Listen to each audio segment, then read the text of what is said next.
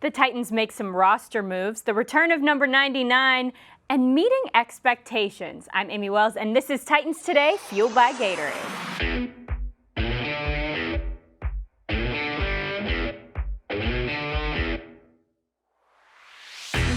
A familiar face returned to the practice fields at St. Thomas Sports Park. Titans defensive tackle Jarell Kings was back on the field with his teammates after beginning camp on the physically unable to perform list.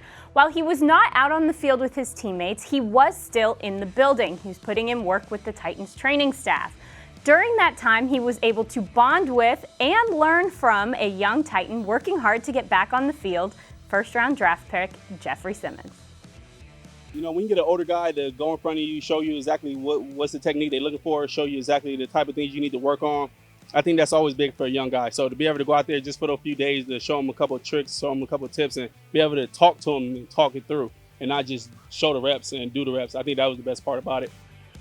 Jarell Kings' return to the field was not just good news for him. The entire defense was fired up about the return of their leader. It means a lot. Jarell is one of our leaders, and for him to come back and for us to, really have our defense start to really come complete now,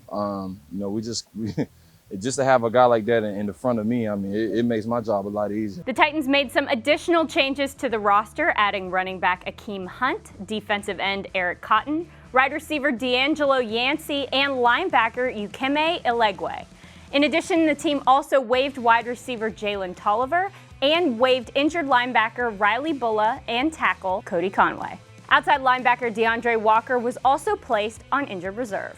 With new faces in the locker room, head coach Mike Vrabel relies on some of the more experienced veterans to help make sure that the new guys are up to speed. Assimilate themselves to our team and kind of how we do things and, how we meet and how we jog through, how we practice, all the little things that may be a little different from team to team. And then we're a little, understanding of them, of what we're asking them to do. And so that sometimes I just tell the coaches, hey, make sure they know what to do. You get out there close enough to the field where, you can help them out. We're well into our install and what we're going to be doing. And so these guys are just kind of coming in here with a few hours notice to try to be able to operate practice. But you're just trying to identify guys that can help us. No matter who is out on the field, the expectations from the Titans coaching staff are the same. Mike Keith had the opportunity to catch up with Titans offensive coordinator Arthur Smith to get his expectations for the Titans offense. I mean, there's an expectation we have with the level of play. We just got to get better, being really honest. So we got to get better than we were Thursday night and obviously how we were today. But obviously receivers making plays on the ball and the 4 touchdown passes, that's the type of thing you definitely want to see no matter who's on the field. Sure. Whoever's in there, that's the expectation we're trying to create. It doesn't matter. I mean, that's the thing in life in the NFL. They're going to have injuries, different circumstances where guys have to go out of the game. And, the next guy has to go in there, and there's a high expectation.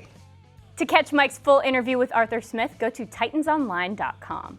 Now, the team returns to the practice fields at St. Thomas Sports Park tomorrow, August 11th, for another open practice. That starts at 10 o'clock a.m. This will be the final open practice before the Titans' joint practice with the New England Patriots on August 14th and 15th.